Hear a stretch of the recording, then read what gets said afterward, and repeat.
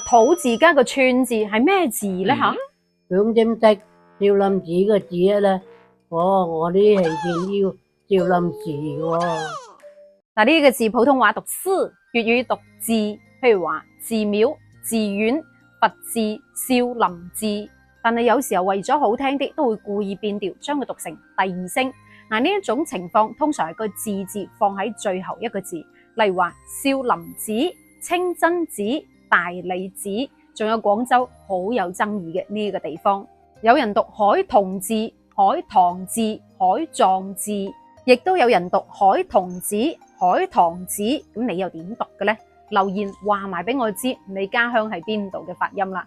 咁點解要講呢個字字嘅粵語發音呢？因為好多人覺得將字讀成字係錯嘅。嗱，其實呢一個唔係錯讀，只不過係異讀，記住啦。咁廣字下面加個遊字又點讀呢？想知唔知讀廟啦，一間廟堂個廟啊。而呢一個字普通話讀喵，粵語讀廟，亦都可以讀廟。嗱，你可以理解為讀廟係讀書音，而讀廟係口語發音。嗱，譬如話關帝廟、車公廟呢一間寺廟，入屋叫人入廟拜神。有冇佛山嘅朋友仔出嚟講下，你係讀祖廟定係讀祖廟嘅呢？留言話我知咯。嗱，講到呢度問題又嚟啦，咁寺同廟有咩區別呢？中天有座山，山上有座廟，廟裏邊有個大和尚，和尚住個地方咪有廟啦。嗱，90%嘅人都以為寺同廟係一樣嘅，寺就係廟，廟就係寺，寺廟和尚住嘅地方啊嘛。嗱，雖然寺同廟都係由宗教信仰所產生嘅場所，但係寺同廟係兩個唔同嘅概念嚟㗎。嗱，睇翻呢個字字，最初係指等待嘅意思，咁後嚟到咗秦漢時期，呢個字就作為官方機構嘅名稱嚟使用啦。嗱，喺佛教未有傳入到我國之前，咁呢個字係由皇帝直接管理嘅一級辦公點。嗱，例如話我哋睇到啲古裝劇啊，就會將啲重要嘅案件交俾大理寺嚟審判啦，即係相當於依家最高法院用嚟審重犯嘅地方。咁喺寺裏面最高級嗰位大粒嘢就叫做卿咯，咁專門用嚟接待一啲重要嘅外賓嗰間寺就叫做鴻臚寺。但係點解原本寺作為一個皇帝直接管理一個一級嘅辦公點，會變成佛教嘅場所呢？嗱，呢一個講起身又有段古咯。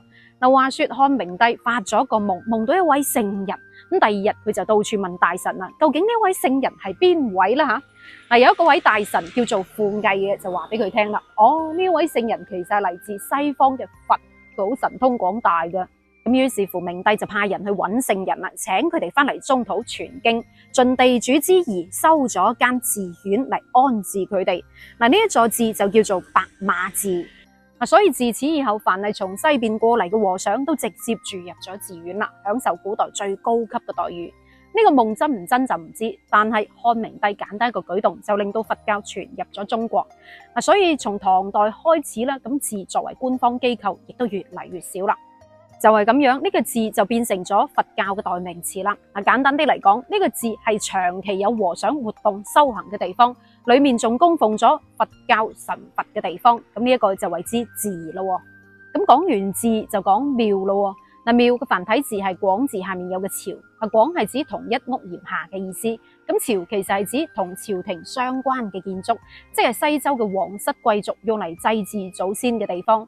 所以喺漢代之前，寺又好廟又好，都唔係普通老百姓隨便可以入得去嘅地方。